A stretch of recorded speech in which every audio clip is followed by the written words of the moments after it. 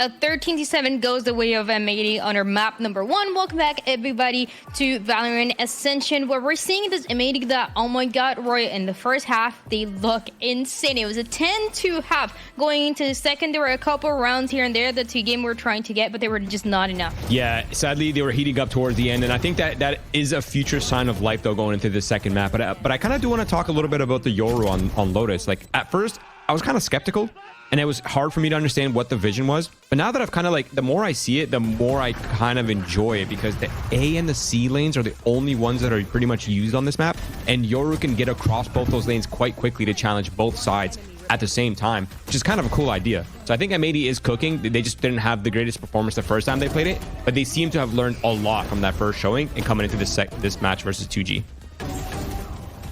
It's a back and forth that needed to happen, and it seems like almost in a way, Emily, this two-game squad, they started really cold. They could not find a single answer on that first half, and sometimes that's just how it goes. You can see them warming up more and more, having great ideas, but M80, it's just, they are overwhelming to play against. Yeah, M80 definitely had control of the map throughout. I mean, the entire first half, it was 10-2. Yeah. Their retakes as well, I think they won pretty much every single retake other than the first two rounds that 2G had. And you could just tell, I mean, they're very coordinated, very detailed, and they just have their retake combos down to the T. Once we swapped to the defensive side for 2G, I think they were finding their footing a little bit with Spike on the Neon. He was getting multiple rounds of entries, 3Ks, 2Ks, and ultimately it was just a little bit too late. They didn't have too many rounds to work with.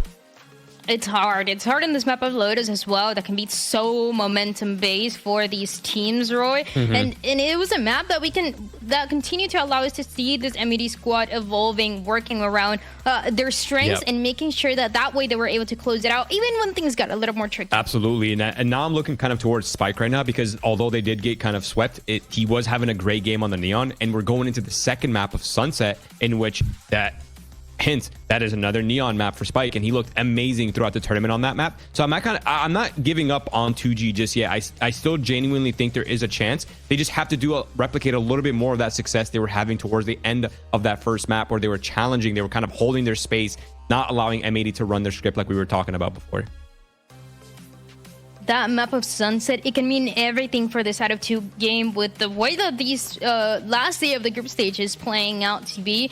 And it's a map of Sunset that we've seen quite a lot. It compares a lot and is very different to what we saw on Ascent that we've barely seen as we got to see in the match number 1. This is Sunset that we've seen for teams for quite some time. We already know what to expect. We already know how to expect these Neons to play out. So Emily, how much do you think is 2Game going to be able to capitalize from their own strengths, from their own ideas, when you're facing this M80 team that is merciless?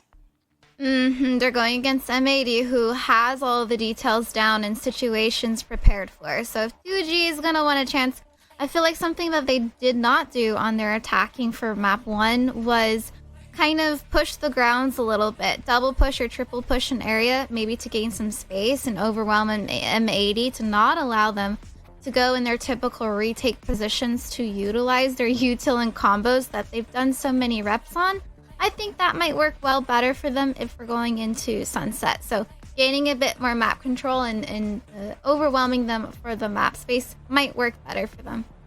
And another note as well with the kind of the Neon matchup is Cypher on Lotus is still kind of uncharted. Like, there is a lot more room for expression with the Cypher, where it's like it's a little bit harder to predict how the traps were, and it really did feel like 2G was sort of struggling with it on their attack side. But again, now we're going into Sunset, where the traps are a little bit more pronounced, they're a little bit more obvious, and they have a more direct counter with the Sova. So I think Spike is not going to be struggling as much on the attack side, especially when he's running into those traps constantly. So I think there will be some change in the performance for Spike and the success they're having on getting into the space and the site specifically.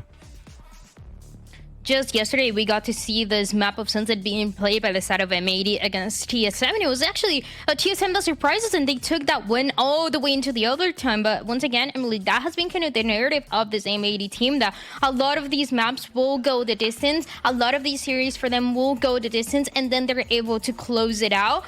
When you have so much information, though, it becomes a little more tricky for M80 to deal with, but they've been able to do so every single matchup so far. Yeah, this is a team that just, when they're dominating, especially for Lotus. That's something that we've seen consistently from them, is just being strong on getting the ball rolling and keep rolling with it. But, I mean, we still have more maps to play against, and they haven't been playing their full potential for groups that we've seen from them so far. Today, I feel like we're seeing a different M80, the one that we all know and expect to see this style from. And Sunset, it could go either way. And I only say this because towards the end of map 1, we were seeing momentum being built up from 2G, and they need to transfer that over into map 2. Well, it is a map of Sunset, and it's time to jump into the Blacklight Agent Select. Let's find out if there's going to be anything different. Honestly, Roy, at this point of the group stage, on the last day of the group stage, when it matters the most, both of the teams are getting these wins for M80 to get the confidence and for 2Game to stand a chance to make it to playoff. We're expecting things to remain the same. Yeah, I do not expect any changes all the way until playoffs, where they'll have a little bit of a break to kind of, reconsider their formula, reconsider their approach to the maps. Again, no changes. It's the same old, same old. I think this is going to be a very good matchup between these two teams, and I genuinely feel like this, whether 2Game wins this series or not, even getting one map would definitely make the difference in terms of them qualifying and clinching one of the open positions for playoffs.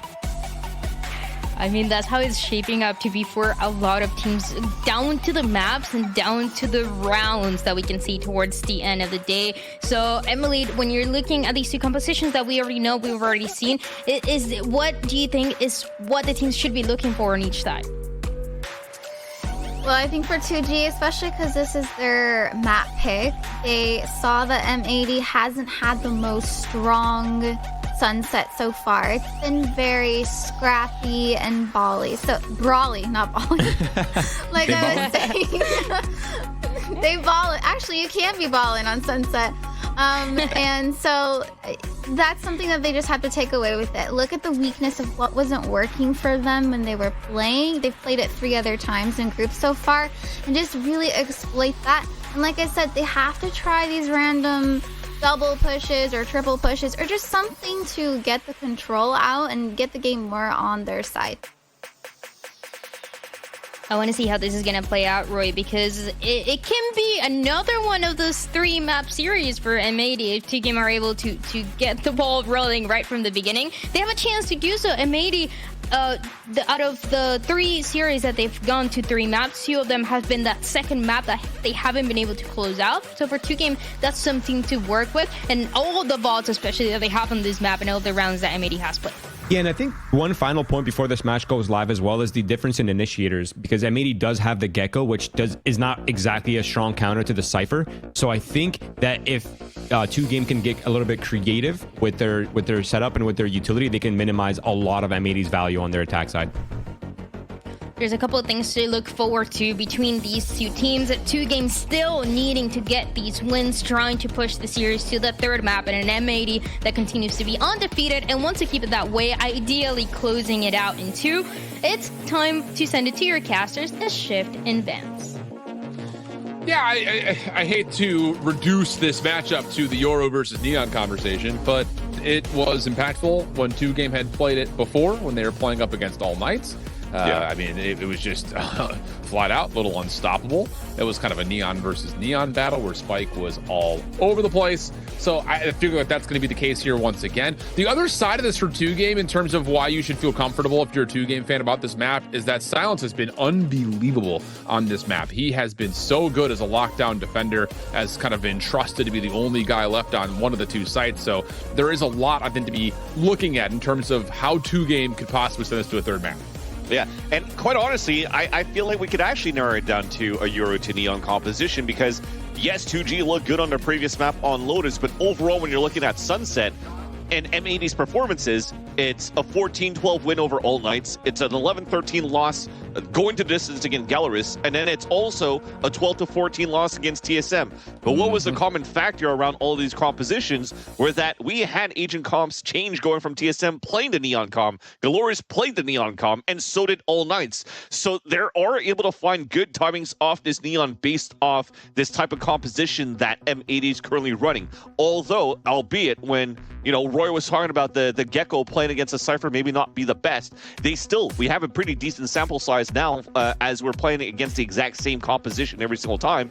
M80 has been finding some good successes more on their attack side than they have been on their defensive side. And the defensive side, again, it's potentially, again, in those moments where you're having that win con of trying to get your operator out onto Yoru as fast as possible, but the rotations and the angles around this map is not the same thing as something opened up like Lotus, for example. So it gives a chance really for you to get some much cleaner rotates and pushes forward and catching some players off guard, off the barriers, opening up like this right here into elbow. And thankfully for M80, they stay behind in this pistol. Yeah, and more importantly, they don't just stay behind this opening play, but they also don't get revealed by the recon bolt, so they can still contest elbow here. Small moment of doubt, though, in terms of is this actually a hit. Spy came in mid, reveals some. Trade is decent. M80 can hold on to their position at A, and maybe most importantly, Spike is out of the picture. So now they're going to do this the hard way. And Luis, whoa. That's an uncharacteristic set of misses from Net. Xander also a bit awry with his shot to classic, but helps on the way. Plus a great paranoia allows Nismo to nearly line them all up. Cover going out. But Luis will sneak away with the spike. Xander's low, but he hears the footsteps. And all it takes is one shot to put the round out of contest and give M80 the early edge.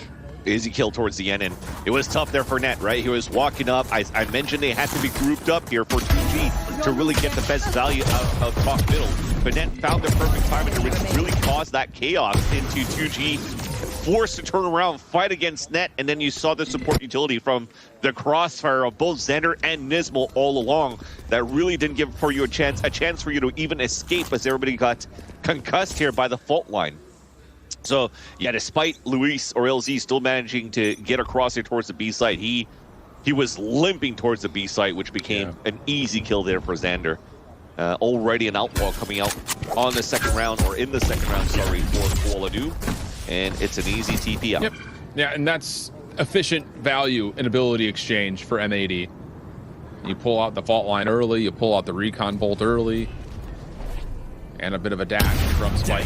And now everything has to be done the old-fashioned way. And even on top of that, to make matters worse for 2G, they get spammed through the Radiant boxes by a Guardian. So now they're essentially stuck, having to commit off this play through the elbow. Decent shot from Luis. Time to jump. Kuala-Du, feeling a little bit of pressure. Tosses the decoy. Silence keeps him safe, but it is still a 2v4 with just the shared classic setup. And yeah, that will do it. Good clean follow-up from M80. You talked about it. The flash ability is also very well noted. Yep, quite good here in terms of communication around M80 to make sure that they don't get overwhelmed. We saw the TP being placed there, the gate crash by Kuala-Du. It's kind of out in the open towards the back of the B side, so BCJ's responsibility is just to cover that exit by watching the elbow, by not pushing forward, so that Kuala-Du could be activated around the map. So he pushes forward on a different extremity, gets an easy pick, and as he TPs away and people are focused on trying to swing for the trade, Nismo swings out the smoke after a flash and gets a kill. I mean, all that is continuous good pendulum swings. They just have to be ready now from these back and forth pushes that we can actually see. Yeah, that's a nice fault line that came through. And that's a preemptive one as well, mind you, from the defense. That was about to be the exact same offensive setup. Recon dart, fast line through A, slide forward. This time it's stalled by the defensive fault line. So the battle for elbow continues. And Spikes, usually super true to his word about sliding into finding one. Gets punished. Luis on the follow-up, good for 3. Net still holding inside of the dark cover. Could break a little bit of timing here, but this is not a fun challenge. Here's the footsteps on the zap. Doesn't expect Luis to be sitting in the corner. And with that, now he's on 4, looking for a potential ace, and Xander wants to give him a try at it. Yeah, hard to do here with the judge. So he's going to have to play the classic long range, going to be even harder now. As the first contact will allow for you to go for a double swing, but it's a fault line instead to go for the swing. At least they spot him, but nonetheless, this still becomes a pretty decent round now for M80. Especially Xander now picking up the Guardian could do some damage here. Oh, he's actually slipped right underneath Luis. Oh, no. For a second time. Now he's got to go quickly. The problem is Silence is right there over towards mid to shut down any potential 1v3 antics. So nice stuff there from 2G, in particular from Luis, getting 4 of the 5 after Spike initially kind of opens the door for them. Imagine if that was a 1 versus 2, though. That was a win for Xander at 100%.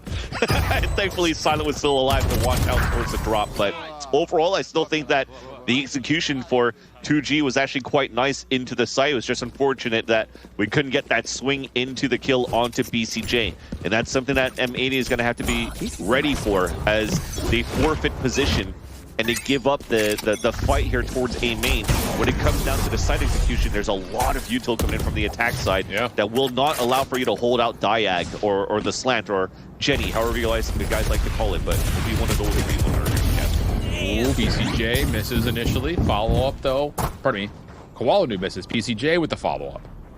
That will work out for first blood. Koalanu in a little bit of trouble. Just has to play the backside of the site. 2G still trying to find quick entry to A. I mean, this has been tempo. But spike down often means that they need to find someone else to commit. And in this time, it's going to be Luis trying to keep the hot hand alive while Prize watches over through mid and tries to maybe even connect through the spam with the dark cover. Not necessarily going to happen. And now here comes M80 with the retake attempt.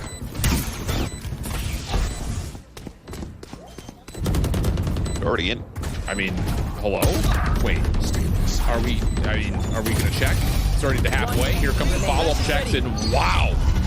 I mean, I get it. It was a 5v4, but you get your post plant back to elbow, and then we're just individually peeking by the look of it. I mean, the fact that no one even had a look at someone even walking in to get the early trigger on the spike is very bizarre.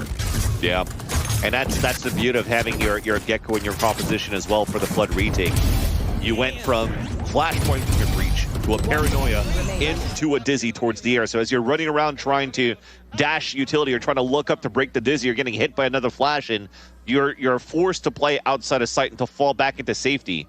And then the smoke doesn't allow for you to get a good line of sight. You could have played some sprays potentially outside of elbow. But as soon as the smoke dissipated, you saw everybody from 2G just instantly dying because the plant that you had was not a plant where you could actually spray from either. They played more in the open and try to use the short A side as the win con and not go for the spray into default. Definitely a breakdown in terms of what that post plant was going to look like. And this time, the idea of trying to break the aim of M80 is not going to work out. Aftershock also send into the dark cover. And Zap will have to wait for this to dissipate before he can even bother trying to collect the spike. Will fade. There's the shoulder. Clean shots. Another black light flawless for M80. And 2G are desperately in need of finding themselves a full gun round here. And after 6 rounds, I think you're going to start exploring somewhere else around the map, right? Definitely could. Yeah. Every single time we're trying to go quickly towards the A side, it's been, or just... I mean, I like it because the condition that they're doing here towards the A side for M80's side on the defensive line was that they always had Koala Noob and BCJ just hold back passively towards elbow. They got punished when they re-cleared towards the pistol round, but every single time they hold the elbow, they spot some aggression, they turtle back into the site, then they play the retake. This time around, they decide to push down, and 2G were not ready for that. Where is everyone hiding? That is a play. That was bold. That was yeah. I think some of that, again, is just, again, the condition that we've seen from 2G has been aggression through A, so you're trying something sneaky, doesn't work out. Now Spike has gotten deep through this A setup. Dimensional drift at the ready. Rolling Thunder in combination for that. There are the pings. Rolling Thunder on the corner, going to be unleashed. And how about it? Walden even just breaks it early, finds himself 2. Prize trying to hang on the best he possibly can. Silence there after the Rolling Thunder fades away. And how about it from Silence? He's going to catch 3. Zap gets 2. And that essentially was a 2v5. We'll call it at least a 2v4 from inside the site. Really well done from the side of 2G. Very, very nicely done. For M80, I think it was just them reading that, okay, well, they've tried so many times hitting the A site with no success. They got to switch somewhere else. Even... as I called it before, I was like, wait, they got to explore somewhere else at this point, right? Because the A site continuously fails here for 2G. Yet, for the 7th time in a row, they're still going A. And that's M80 that had a 3-player stack towards B to start things off, and they tried to pinch from behind with Zen on the TP towards spawn. Now it's back towards A. I mean, there's another side that exists here on this map. Yeah, I think the thing about it is just like Neon can break these corners so much easier than she can over towards B main or over into market. But you're right, it's becoming to a point where M80 are like, do you even have a B play? We're just going to set our Cypher utility up and then I'll stack the other side. Nismo tagged once, sidesteps the second, so he'll stay alive. And we'll keep it into a 5v4. That told, Nismo and VCJ are on limited health pools. So there is still a chance to follow up, but Spike once again dropped for first blood, but Prize deals with the high-low setup. A little crouch standing setup doesn't work out. VALORANT responds with 1, so we'll keep it 3v3. Love the idea of the high-low, but you mentioned it, the health pool wasn't the best. Zenner trying to go for the hero play. Paranoia, the kill, and there's the support. They don't even need Net. Net's gonna have the quietest half ever right now on Sunset. No, for real. But what is he supposed to do? Like, Net, just keep setting your stuff up over towards B and then like kind of lurk at, just kind of keep lurking middle. We'll play a 4v5 the rest of the map over towards A. Yeah, sometimes playing Cypher is the most boring role you could actually have on this map when you're playing with over-aggression as a composition, so respectable. For him to have that patience and not really be like, hey, I want to be a part of the action. Let me go fight as well. Let me overheat somewhere. He's staying disciplined in that case, while the rest of them could just do what they need to do here on the other end of the spectrum now for M80's defense. And just on the other side, since 2G is going to talk this over, we need to figure out what these post plants are looking like. I mean, we've had a handful of very clean executes, or at least situations where we can get to a 4v4, 4v5, but we have the post plant down. But we're not finding a single kill after the post plant starts. I mean, at least not on average. Maybe it's 1 or 2 at most. It's just not enough. Like M80's retake is just getting so much success. I mean, hell, you go back to like 3-4 rounds ago, they walked onto site because they just threw flash utility and then just started diffusing. Like, we just got to be better than that, especially for a 2G squad that's only approaching A. And are we at the turning point where it's going to be a little bit too late to see what M80 could be doing here on their B side? I wouldn't say it's too late to try something, but again, it's just like reflecting back to how 2G played this map versus All Knights, it was a lot of this. Slide out with Spike over towards A, get elbow control, get some of that mid-link control. The problem is, because again, they have to spend so much just to get onto the site, they don't have the ability to scale any further forward. In fact, as I'm saying it out loud, I'm remembering a moment when Spikes had tried to scale deeper into like the backside of A. They even committed a flash for it, and he just got punished. It's just, at a certain point, you can't play super aggressively, and now 2G on a limited buy are going to flex over towards mid-market and in towards B. Qual Noob does hit a shot, but it's a partial through the wall. So now the defense rotate over to deal with it. I like it. Net's about to get a backstab through because he heard the TP and saw with the camera. Close the door and now start fighting here towards the B side. I love the Rolling Thunder answer back though. It just doesn't really hit though is the problem. So Nismo walks up, takes care of the first blood on this re-engagement. Dude, that's hilarious. Yep. They get Rolling Thundered as they were closing the doors, so Spike can go in and get the kills. Well, Prize takes advantage of a trap wire that gets triggered. Holding in the corner is Luis. And I don't even know if you check this if you're M80. They don't. Doesn't matter. Shots don't land. Again, the weapon advantage is so significant. Teleport across now for Xander, spamming through the smoke, and that'll be enough for Qual Noob to get the final 2. M80 will get round number 6. And again, it's a post plant where they only lose one person. It's getting ridiculous. Wait, but is that Alex from Paper Rex just slapping his desk? Borderline. But again, just a little bit of a funny moment there where Zach kind of saved those 2 players going outside of middle by getting hit by a Rolling Thunder as the door was closing, and they stayed inside. That was an easy 2 kill there for a Spike potentially, but you mentioned it is so many players are staying alive every single time at the end of these rounds here for M80. That said, though, I finally did like that we tried to go for a split with the lower buy into the A side to kind of prod where the Cypher setup could be and how they're currently playing it. And now that they've seen it and they've realized that they could actually get a plant here towards the B site too, they might try to revisit this. It's just tough when, again, our plant success rate's great if you're 2G. It really is. they're just not putting themselves in positions to hold on to key utility to stabilize their post-plant setup. Yeah. Now there's an opening gap, though. You see, 2G is actually walking into the A site where all of M80 were looking to converge back towards middle behind a Cypher camera from net. Sure. They were hoping for that re-hit from 2G after they exploited on their lower buy, and 2G goes back into the tried and true of an A site hit, but they took way too long. Way too long. Oh, this could be interesting from the shadows. Oh, no, just puts them on the site. Okay. Odd. Could have done that with a straight teleport. Spy cam to be placed deep. I like this from Silence. Do you expect this side cam? If you're M80, because we're going to use the dimensional drift, there's the flash behind it, but Cry is good to at least hold on to this mid connector. Xander's paranoia, not really going to affect too much. So you got to do it the hard way. And wouldn't you know it, he just does it the hard way. Yeesh. Sometimes you can be critical of the fact that the post-plant setup isn't good. Other times you just say skill gap. Yeah. It's the ladder. 7-2, M80 up through 9.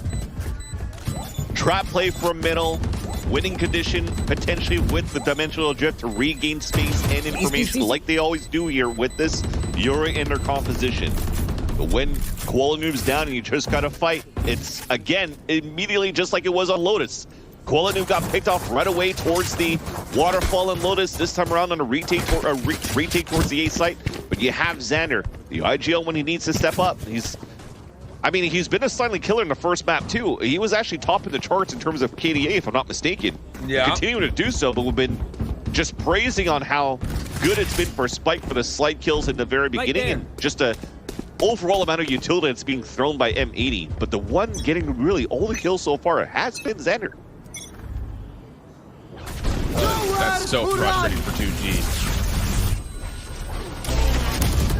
Price looking for something with the Hunter's Fury. Nismo in trouble, and he does get caught. But it's not before Spike drops, and Xander's got an op on site.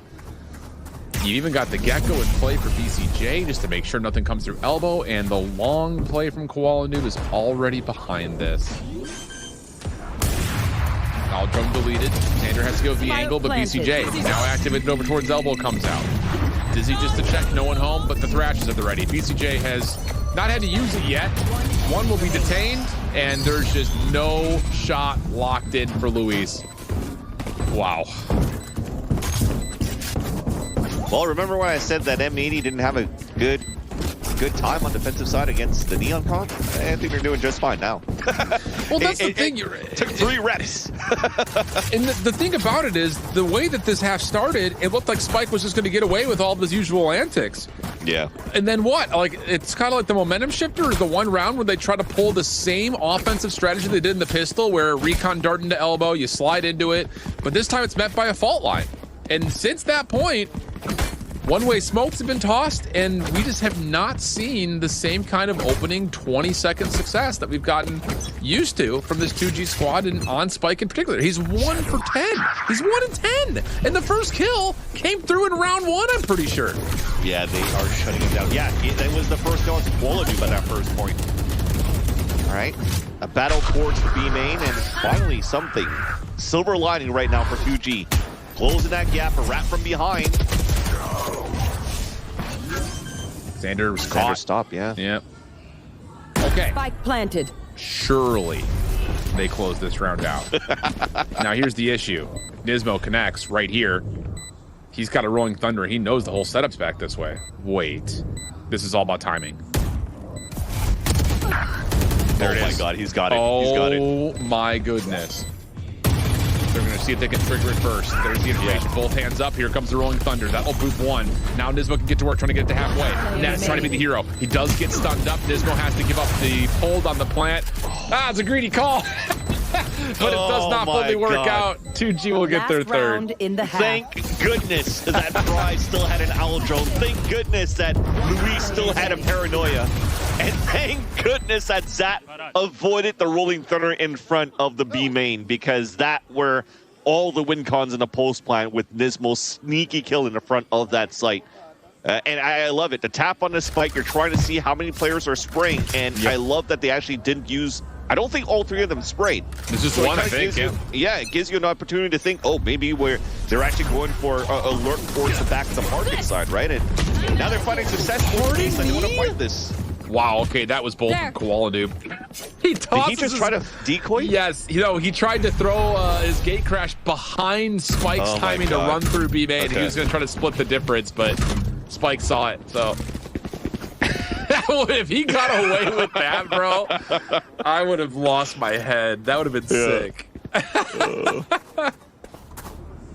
Oh, man. Well, right now, though, Silence is not running over. They weren't really trying to commit to try to throw the hat. He was already trying to lurk towards the A side. So they're like, okay, well, Quality is gone.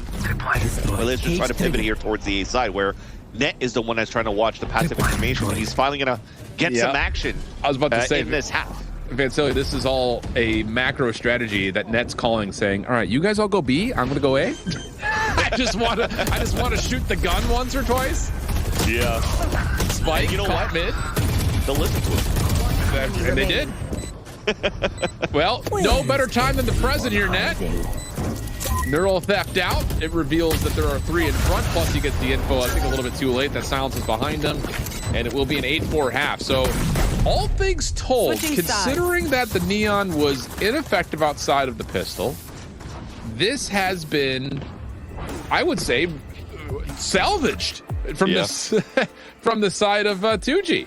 And apparently, hi, Sean. How are you? Hey, what's up, Sean? Dude, you guys should check out his watch party. Yesterday, he was actually even throwing pictures up of his Hot Boy Summer when he was playing back in a Tank Top Cloud9 summer of CSGO. Oh my god, his biceps were huge. No way Sean's thirst trapping on stream. That's crazy. He was. He's actually wearing a tank top today. Wow, what a guy. Yeah. And that's really the only heat we're getting so far. Sean Garris's looks. We're not seeing too much here from... They pulled, let's be honest, 2G pulled back a salvageable, I would say no, it was an unsalvaged map, number 1. Yeah. To make it close. This is better than what we saw in the first map. So you gotta hope. You gotta think there's a chance. Yeah, I agree. And the reason why I said they're going to listen to Net here on the defensive, on the setups is because apparently Xander even said into one of his streams that Net will be calling a lot of the defensive side and defensive holds that they actually set up here for M80. And now it's more on Xander's responsibility on 90% of the time of how he wants to initiate the calls at the very beginning, and Net goes into the mid-rounding calls. So there's a lot of layers once again that, it took a lot of time because... Remember, Xander, this is probably, I'd like to say his rookie year not casting, of course, but IGLing for a team because it used to be John Cuter's responsibility. Now you brought in players and you brought in Nitro that was supposed to be your main IGL for the team. It didn't work out, so you're trying to find a responsibility mid-season to give it to somebody. And Xander took the helm, and it didn't look the best going into the mid-season, but he turned it around. And now as you're seeing how they've been playing in this last match of group stages and how dominant they've become, you're starting to see that finally gel, and they're finally finding their level of comfort in terms of first IGLing, secondary calling, and just fragging out here as a team. Yeah. Well, 3 and 12 half from Spike again shows the ineffectiveness of the offensive Neon play. I bring that all up to say that don't be surprised if you see Spike continuing to hold W a little bit. He likes to get active from the defensive side as well. The other part about this is we're still waiting for Net's first elimination as well. Just getting all the bad vibes out of the way early. So see what happens. M80 on their pistol will find a free walk up through elbow, and Prize in the corner will have to just hold his ground and hope he can connect on this first shot, because here comes all the utility, and he's going to be completely isolated, but does well. Catches the first. Paranoia out, still connects onto the second. How about Prize in the back of the site? Finally dealt with, but wow, the damage has been dealt. Yeah. Spike's still alive, though. Here's a chance with Paranoia. Lines 2. Good. They don't expect Xander, though. Who lines him up? Oh, no. And Net was once again like, I'm on the way. Help is on the way to you. Doesn't need it. Oh, hey, guys, no. I'm helping here. I'm helping. Yeah, that's unfortunate that the lineup happened onto Xander. They couldn't get that trade. They were both at full HP, too, for Spike and LZ. And unfortunately, it's Luis that's crouching in the back, and just shooting shots in the back of the Neon as they were trying to go for that double swing, unfortunately, and it just became a meat shield that allowed here for Xander to connect the last 2 kills. So this is going to be another scenario where unfortunately hurts. A pistol round lost in your favor. That could have been yours here for 2G on a retake. But M80 now has, once again, full economy, but look at this buy from 2G. So it's a risky play, but we know how the shares can be good here in the hands of these players so far. Pixel peaks and long-range angles. Problem is there's Guardians and Bulldogs in the play. Yeah. Okay. That's a freebie. BCJ counters. Prize still holding. Best he possibly can. No commitment on the site yet. And Prize will just throw the recon bolt to say, I know you're still sitting back there. And with that, Silence will join him inside sight.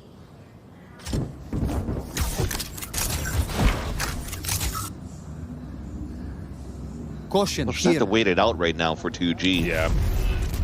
You don't want to let M80 know that they have that many bodies within the site and the camera is going to be enough. Wow, this spy cannon is going to get all the info. Wingman denied. Cover going out. Stalls things out a little while longer. Dark cover out. Silence going to reposition the trap wire. But fault line paranoia combination starts to come through. And here comes the scaling forward for M80. Zap has denied some space nicely. The fault line also well placed. Allows a chance for an exchange. 3v3 situation. But again, we're still dealing with Sheriffs. And oh my goodness, Silence! How does he hit both of those? BCJ, 1v3. Silence looking for the ace. Spike planted. BCJ looking to get aggressive. Now it's his turn, but no. Prize will save the round in 2G like they had on the previous map. They find themselves an anti-eco dismissal, and that's a key round to keep them in the game. The combination was so nice from both the initiators. Within the chaos of what was happening in the sites, you saw the concuss happening towards the free cam, out towards the right side of the pillar, which really allowed here 2G M80 to scale up and try to wrap around here 2G that were getting stunned. Then the counter stun that came out from Zap just allowed Silence to also wrap around the pillar and get these picks.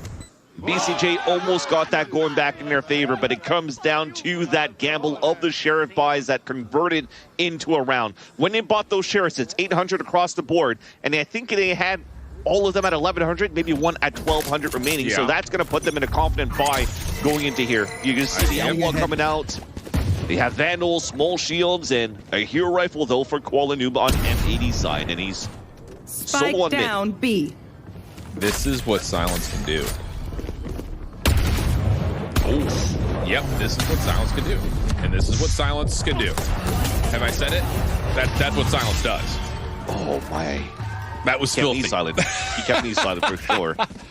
I mean, wow, dude. I mean, Silence, he really has impressed. I know it hasn't been necessarily the most formidable start to either of these two maps, but another moment where you really see the ceiling.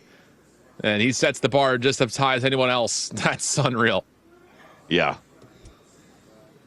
And that's just going to reset things around now for at least for M80 to realizing now that they are trying to go for some sort of aggressive plays, trying to keep the game close, trying to come back in this battle.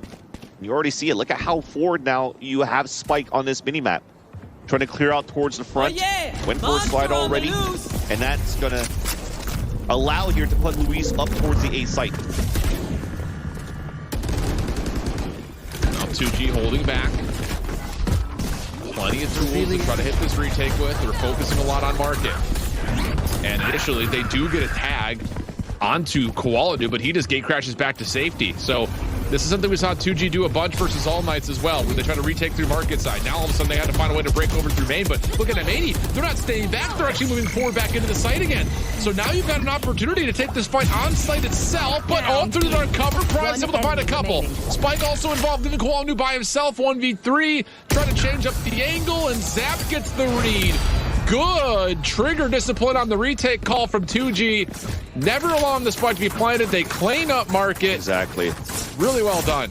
And that was the thing for the last two rounds where they converted onto the Thrifty was also just having your Silva walk inside the smoke, use the camera to ping the wingman to break the wingman. Because M80 at that point were just trying to plant and play a little bit further back. That time, same thing. Spike was already denied. Wingman plant on the staircase. All of M80 were pretty much ready to play the bench spray of the B main site. And then suddenly they had to run back into the site to try to pick it up. And they just waited for that second wave for the hit for 2G to flood back in and get these picks. They're still in this game now. Much closer than it was to Lotus in terms of how 2G are played to the defensive side. I mean, it was still an 8-4 half instead of a 10-2. You'll take it. But they are looking much more composed here on their defensive side than they are on the attack. So 2G finding value in a way that is a bit unique to what they were doing versus All Knights. I mean, it was legitimately the Neon show. Now all of a sudden you're getting some good lockdown moments and good mid-game game calling where you've seen, again, the quick decision of we're stacked here at Boba, let's just all reflood over through market. They almost get baited because they get a reveal on Kowalnu who just teleports away, but they stop the plant. You use that as a position to keep fighting on top of site. And again, you're just not allowing M80 to get themselves set up. That has to be, I think, the takeaway here for 2G. And Silence is going to really check to see if he's got the hot hand here. Is the Outlaw out? And yep, he connects again. Fault line will lock him into place. Just touch, calling his teammates forward to see if they can keep him alive. And they've done very well, very well. Silence even finds another with the shorty. He is really heating up. And that's the comp that M80 has here. Instead of not having a Sova to be able to drone towards main, the idea was there. They were trying to spot to see if Silence is going to try to play the Outlaw back towards B main again. And BCG just tried to go for a jiggle with the Dizzy to confirm that position. But he also got confirmed by one tag through the wall and a second tag to take him down. There's no opportunity here for M80 to really scale back within the site. And as I say that, though, 2 players have walked through, and they'll guarantee at least a plant. Yeah, and Xander's position is going to be effective if someone does try to wrap around through Bubble with the Stinger in hand. But the problem is, Spike can just high gear this corner if he wants to. Gonna do it the slow way first. Oh, and he gets caught. What? Oh, no, never mind. No, he doesn't. Should have been caught. Spike's still alive. Now there comes the response. Nismo hanging on. Sheriff out. That will land. An opportunity for him to still hold on to the corner. He's going to be able to swap over to the weapon. But what does he want in a moment of indecision? Keeps him away from finishing off what would have been a heroic clutch, but instead 2G with the numbers and the weapons will get this back to within 1. Yeah, I don't know if there was any bullets left too in the clip when he was trying to pick up the Stinger.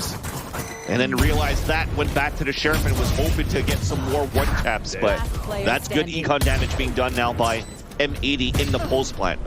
So that's 2 kills. Rolling Thunder now available on top of the credits. That's 300 across the board after the plant. Not too bad, but right now trying to deal with spikes within the site would actually be huge. Because of Spike's forward position right now, if they were actually able to catch him right away, that's already the Cypher utility gone in the site. The default to start.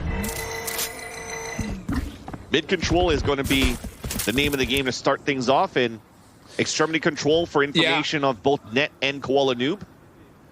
I was just about to say, the more they can control mid and stop the quick rotations from 2G on defense, I think the better. The only problem is you also don't want to get caught lurking at mid to where all of a sudden the defense can just overwhelm you on the outsides because of, again, the speed difference that they have with Spike in the play.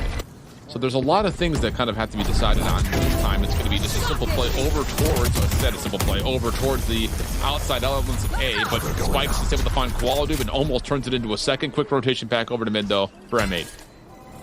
Big kill from Xander that might come up now. Has to wait the drone, or wait the dart. Trying to bait out the shots here as another one's hiding inside the smoke. There's 2 players now buddied up. I love the re-hit on the A side. There's still 2 players there rotating back towards the shot. Yeah, Silence saw the toes of Xander on the rotation back, so it makes that very easy. LZ gonna bait the sound cue, the teleport. Zap, mid-cross, looking for more, a bit greedy. Overdrive also shut down. 2v3, but BCJ is on 5 points of health. Mosh is also not thrown in the right position, so with that, it all rests with Nismo, who is just going to back up and save. We got a tie game, and 2G's defense really coming to life. 10 seconds Especially left. at 10 HP remaining, you're definitely not going to go for anything there, but M80, we're trying to just go for some initial utility on the top and middle. Just one simple smoke, hoping to pull away any type of aggressive angle that's being watched onto short, so they could try to go for the pop within the A elbow, get that space and get the Rolling Thunder back within the A side right after. But it comes down to a quick, small ADS, a pixel corner being peaked here, watching down towards the A orb, was going to be the play to activate the trap so that Spike moved down. But instead, it was the decoy thrown up by Koala Noob that was so close that still activated the fault line out on the defensive side and still rendered a good value and good result here, as Spike was still able to score a first blood onto Koala Noob. So, yep. Now, all that being said, we're tied 9-9, where the narrative has to shift a bit, where it's not the M80 dominance that it's been one-sided every single time that they start off a half. But 2G are playing a good defense. Fans, we were talking about this. This is the second map where it starts with an anti-eco win. Yeah. From the side of 2G. Rolling Thunder going to be out. Here comes the teleport through. Decoy just trying to get involved just to make sure Quality can stay safe, and the A side is now gone. On the return, if Zap can find a pick that would be nuts, it would give him an opportunity for the Rolling Thunder, but you also have the Hunter's Fury in play, but things are looking really solid here for M80, including the neural theft. Trying to catch something, but instead, it's Spikes who's dropped, so 3v5, and 2G may have ran out of their window in terms of how they actually try to go for this retake. Yeah, especially now that they use a Hunter's Fury blindly towards elbow to hopefully to get some picks. Enemy remaining. It's not going to happen. All of them are going to fall, potentially a Black Light Flawless, until Zap is not going to give that away. Yeah, he will. So he's going to try to save his weapon, but he's looking for exits instead. And exactly, but I almost feel that they should know here at this point for 2G when it comes down to Koala Noob with the Dimensional Drift and there's other ultimates available, you have to be ready for these type of plays where he's just scouting for info and saying and finding that timing for that. And if I think we could have preemptively used a Hunter's Fury while they were scaling up towards the site instead of a pulse plant where M80 is already set up and you're kind of gambling what the position could be.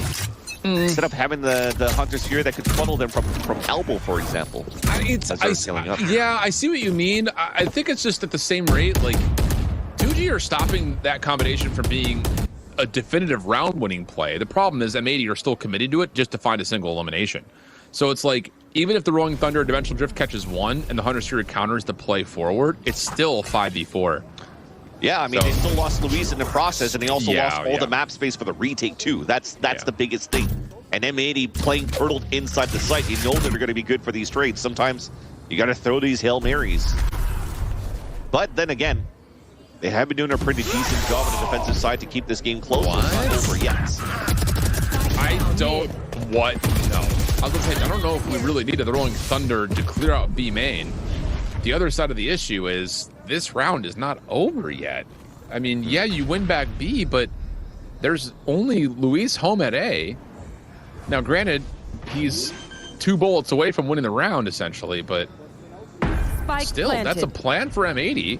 Nismo's going to get deep back over towards the defensive spawn, and we know what Xander can do from this position. This is still really dicey, although there's a Paranoia fault line, 2 flashes. Spike has got a full belt utility. It should go the way of 2G, but this is taking time. Yeah. You're right on 2 shots. Shot to the chest with the Vandals is enough to take these guys down. Wait, Spike's trying to find a space. Okay, Nismo's trying to come back over. The fuse on the way. Spike's trying to hold him. And that will be enough. Okay. Aftershock. No, it gets to halfway. Okay, so we're chilling. We're good. So 10-10, and a round that started to get a little bit hairier than you would have expected. It's an expensive round, though. Let's be honest. For 2G, I just don't know if we need the Rolling Thunder to clear out B main. Yeah. I don't know what it would have been called there. I think Nick was throwing the camera towards the B main deep line, and maybe they were thinking that it was going to be a push towards that side because of the early leans that they're trying to do here for M80 is use utility quite early within the B main before they try to scale up within the site, and they probably thought here on the defensive side he caught some players off guard. Yeah. But still ends up now being a M80 tactical pause, tied up 10-10, and in true fashion of M80 playing a map of Sunset against their opponents, it's always been fairly close in this Ascension tournament. This is going to be interesting to see what the call is going to be here for M80. I still feel like there's something to be said about them working through mid, putting some pressure, spurting the defense up, making sure that Spikes has to make a decision in terms of what he wants to do from the get-go in terms of what site he wants to play instead of being able to fast rotate like he has been. Well, whatever the call was, it seems pretty confident. M80 coming in with a head of steam, it looked like, after the fist bumps. So, important round here, honestly, for both these two teams. For 2-game, you win this one, you put some financial concerns back into the forefront of M80 minds. On the flip side, if M80 find a way to take this offense after maybe even an execute leading to a post plant, it makes the defense feel a little bit more second guessing about what they have, especially considering there's not a lot of ultimates on the table for it. Troy to make controls for 2G instead. They close the door and walk out.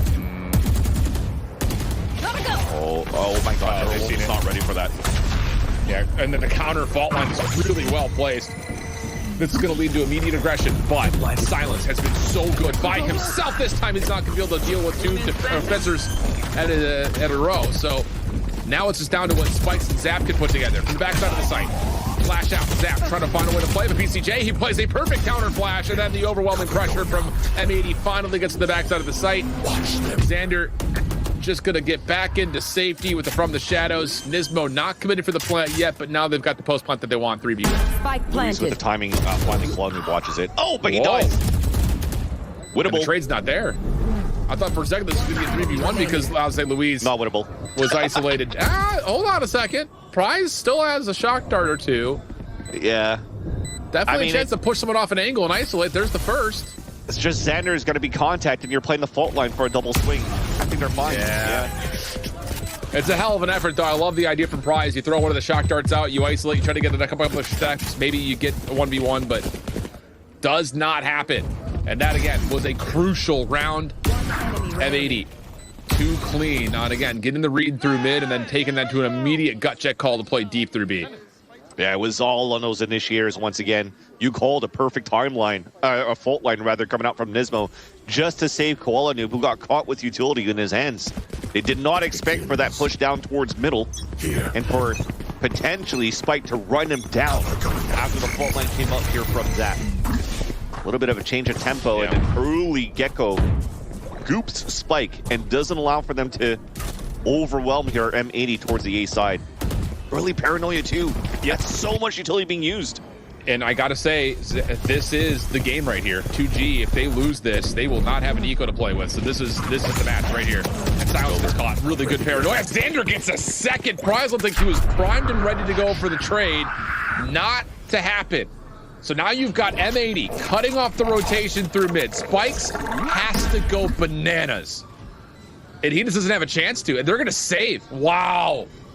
I mean, I get it. You 3v5 without having any mid-map control is pretty much an impossibility, but if they drop weapons here, the map might just be over.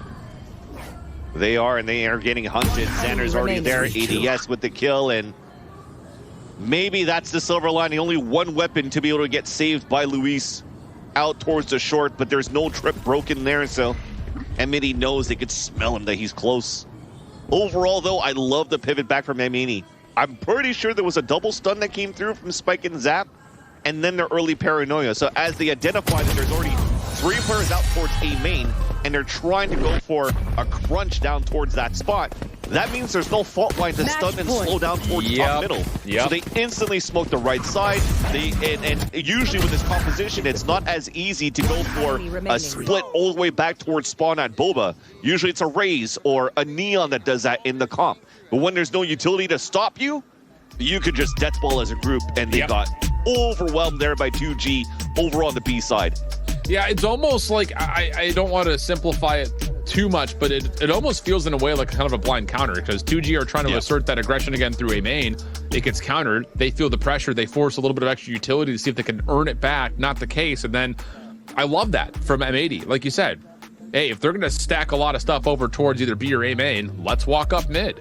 See if we can find a little bit of pressure there, stop the rotation from the defenders from the other site, and that works out beautifully. And of course, we also have to mention the fact that Xander is playing lights out right now. I mean, he's had a hell of a series.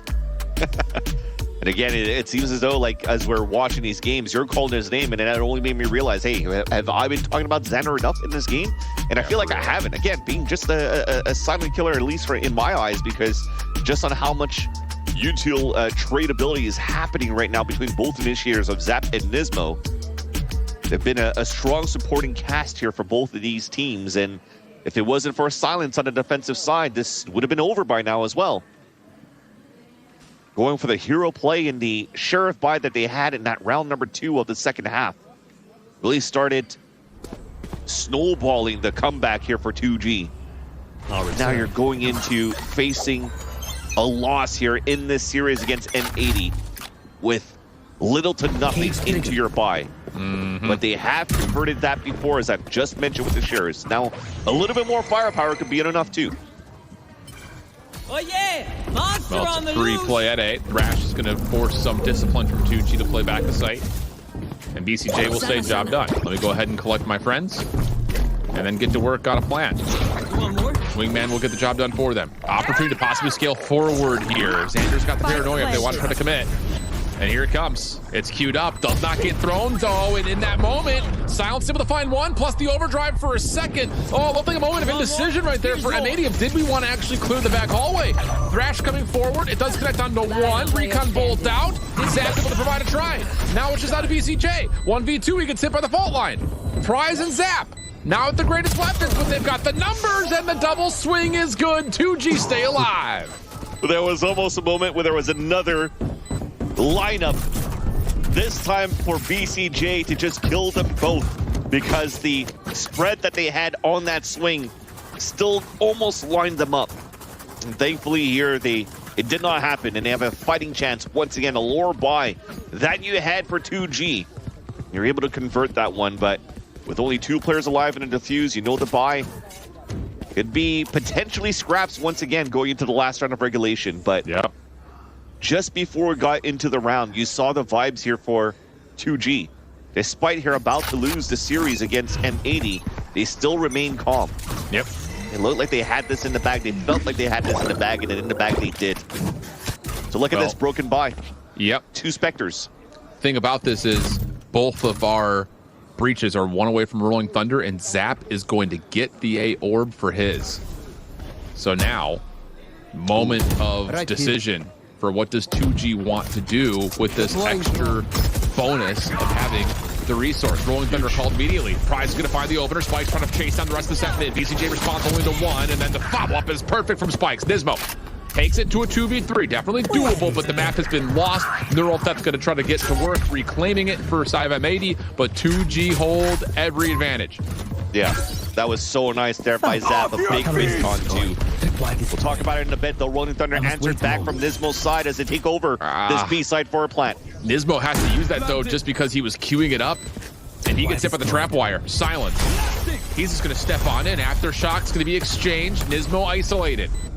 He has full flashes to play with. First one comes through. Silence clean on the headshot. Now it's just down to net. 1v3 setup. Does have the spike to play off of. Doesn't want to reveal his position yet, but gets to work on the spam. Dark cover now in place. Fault line sidestep. First shot's not perfectly clean, and it's Silence to find the kill and send us to extra innings.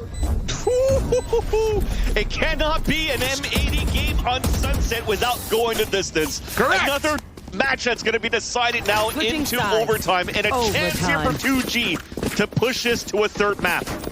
And again, it came down to just a pivotal play, controlling the A orb. It's quiet now for M80. They pick up the orb, and they can utilize Aura fault line in all the way back, all the way into market if M80 was going to run into that. But instead, they went for the Owl Drone on the other side of market for the Rolling Thunder to connect into 3 players so that Spike can get the most value out of that slide and give that winning condition. Conversion now for 2G to make M80 once again have to rethink how they can close this map, or just think of the next. Well, we've got a glass cannon out for Koala Noob. Operator has been purchased for the defense. That will be used over towards A elbow. 2G taking their time. Got to keep in mind, from the offensive side for 2G, they have not gotten any value out of Spike. So it's going to have to come down to something else. Hate to put it out so plainly, but good control of space would be, I think, the big thing. And I'm looking at Zap to see how he wants to use his utility here to break down this setup. Great. They've always been so good in his composition to be able to split towards middle, and 2G has done zero of that. Anyone else? How about this? How about this? Yeah. First shot lands, and then you've got the blind side afterwards. Quality steps up for a bit of an ego shell. Connects again. And Silence, I would say he's probably the guy you want left alive in this 1v3, but he doesn't have a lot of space to work with here. Net was continuing to be that win condition for the team. Camera watching middle, Trips watching everything else, and he's playing passively to make sure that his utility doesn't fall, which then allows once again for Qualinoob to have free reign around this A site and get that pick and give that map and series point back in favor of M80. Anyone else? But this is one of those first moments here that they've inserted Nismo. If not the only time that M80 has inserted somebody in that corner that goes unchecked. With the amount of relay bolts, recon darts that were trying to activate towards the elbow control at the very beginning, they decide to let go of that type of protocol, and it bites them in the ass. Yep, and they've done that before, M80 have, where they've thrown this whole op run towards elbow, then gate crash back, but there's no gate crash, and 2G are like, chase him, chase him, chase him. Yep. Ball right into their hands. Hit through market. First time we've seen this as well. Decoy out first. Prize stuck in a corner. Not going to get baited by the decoy. Holds his ground beautifully. Oh, it's a spicy beat the ball. Prize, a beautiful double. BCJ still working on the plant. Nismo still hanging on as well. Aftershock going to get called in, but the spike gets planted. 2v4 post plant. Bad plant, though. They can't play the spam, so you have to play inside the site, so Nismo has no choice. Up 2 to team deathmatch, a 2 versus 4. Oh, Paranoia comes out. Nismo trying to get back to safety. Gets around the corner. Only utility left is one flash, and 2G deal with it nicely. Well done, and that's a massive round from Prize. Yeah, and those are the type of smokes that you want to save. You're not going to be smoking onto the spike while you're defusing, while the other ones are playing outside of it.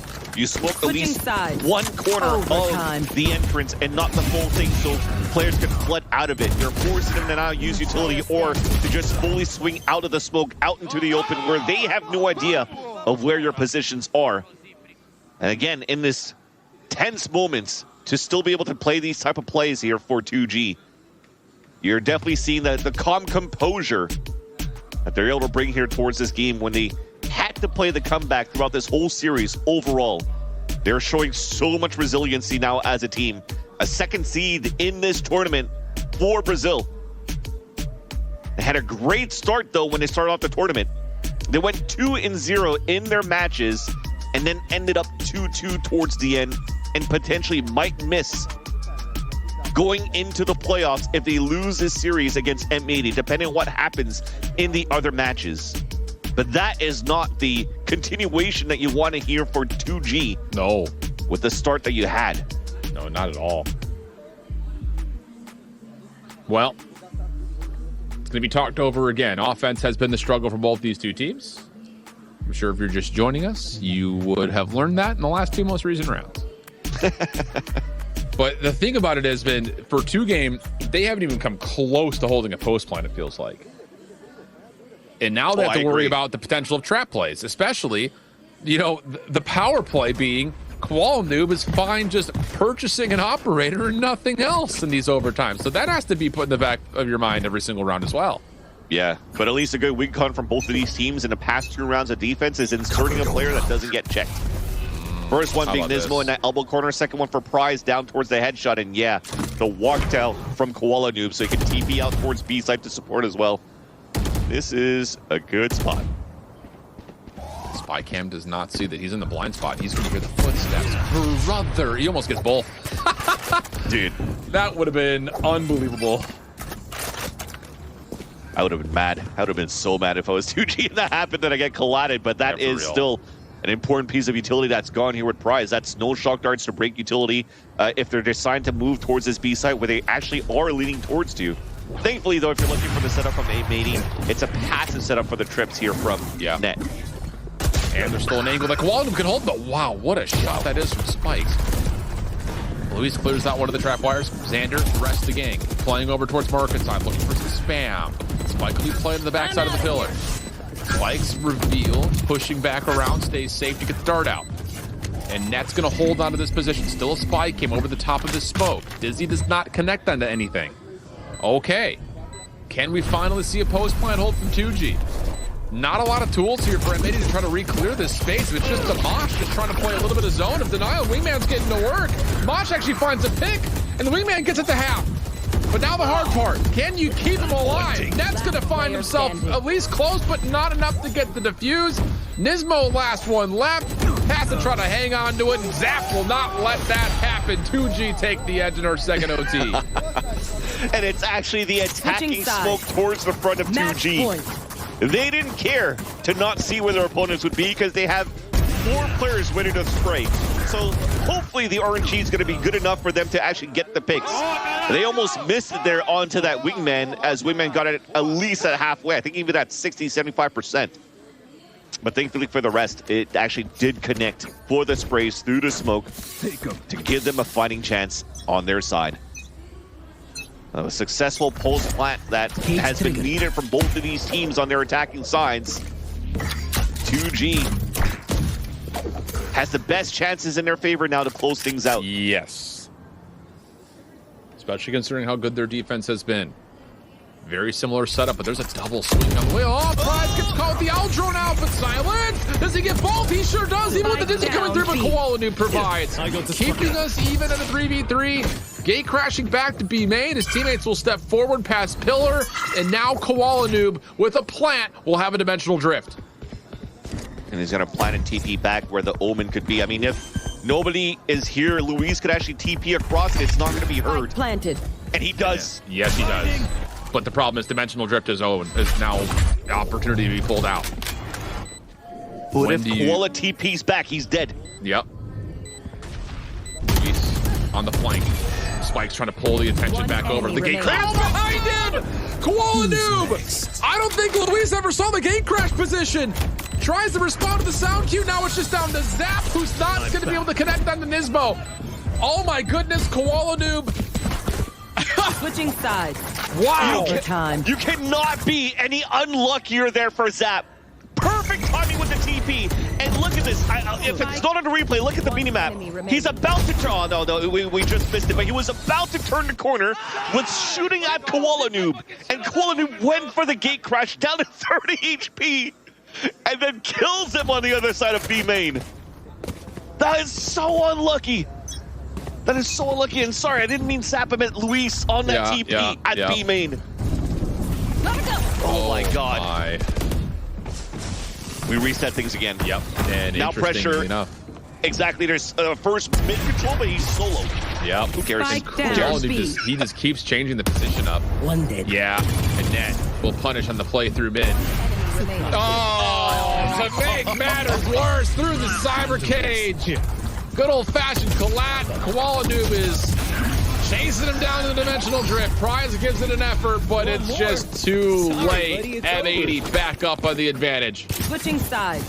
Oh my gosh, and a win that they get here on the defensive side for M80, and there wasn't enough support here coming through from Spike's movement across up from the top middle. Usually you want to see a fault line coming through, maybe even a smoke, but he tried to just lurk across because for what? 18,000 rounds. 2G went 0 times top middle. He thought it would have been the play, but Net was one step ahead, already holding out for the spawn. 2G trying to fight back. No, Spikes. That's a paranoia combination that gets thrown over through tiles. He sidesteps the fault line. Maybe a chance at the 1v1, but it doesn't come through. And now your down numbers having to hold on. The only bit of good news here for 2G is that they have cleared out B main. Yay. But all of M80 are still waiting towards the A side. So as much as they clear towards the A main, they have 0 value and information on middle. So you still have to keep players anchored up passively on middle. And this forward position by Luis could get caught. If they clear him right here, you're playing a 5 versus 3 retake or 3 versus 5 retake. And thankfully, though, enough time has passed that you're starting to gamble that the hit will be on the A side because Prize has not been met by any piece of util or pressure. Gate crash left behind. Here comes the clearance. Pings all over the A site for M80. Silence. Oh, he gets baited by the decoy. Oh, not what you want. Luis also seen. And this might be it. Blindside over through mid. Aftershock just trying to delay the plant. Won't work. And now you've got to hope that Prize can provide something magical on this rotation through mid. 2v5. Make it a 1v5. Yeah, what an effort from 2G. But Prize has the world to fight, and he won't get through the first contestant. It's a blacklight flawless through overtime after overtime, and M80 2-0 win the series and send another team into a 2-3 overall group stage count. All that with M82 winning with the Blacklight Flawless, but also not eating a lick of damage. That is dominance there for the last round with a trap play that was tested by 2G to try to fight back here and bring it into another extra inning. But yeah, M80, they finished this group, top of the group, winning a record of 5-0, but all of these series so far has been so close against every single one of their opponents, including TSM, where maybe people were thinking they haven't really had the best start or the best continuation in this tournament so far.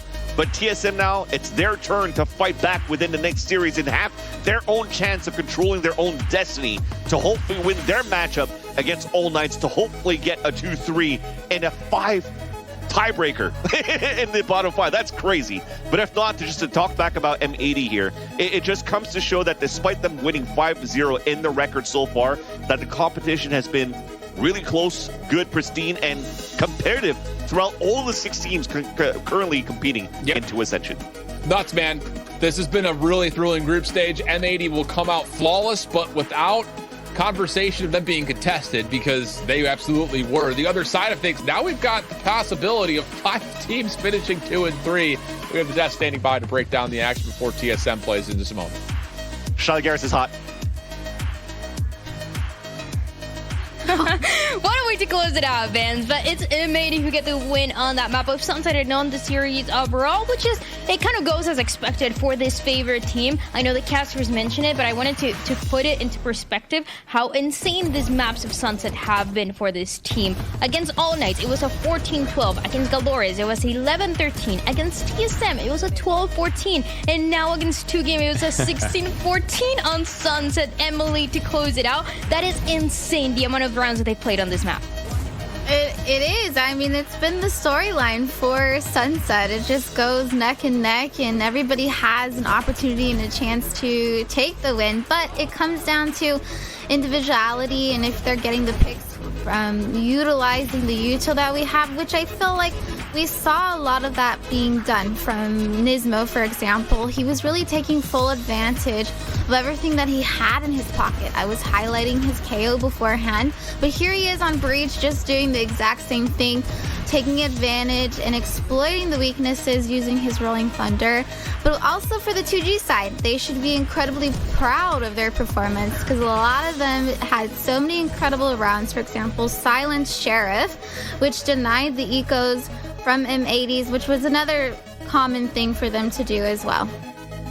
For 2Game, they're not eliminated just yet, but they're gonna depend on the last results for the last series of the day. And Emily, you mentioned what we saw from Nismo, and now it sounds crazy that he was not feeling too great about his performance because, oh my god, he's been stepping it up right just on this map. He was able to get 31 kills for Nismo on the Breach. Insane.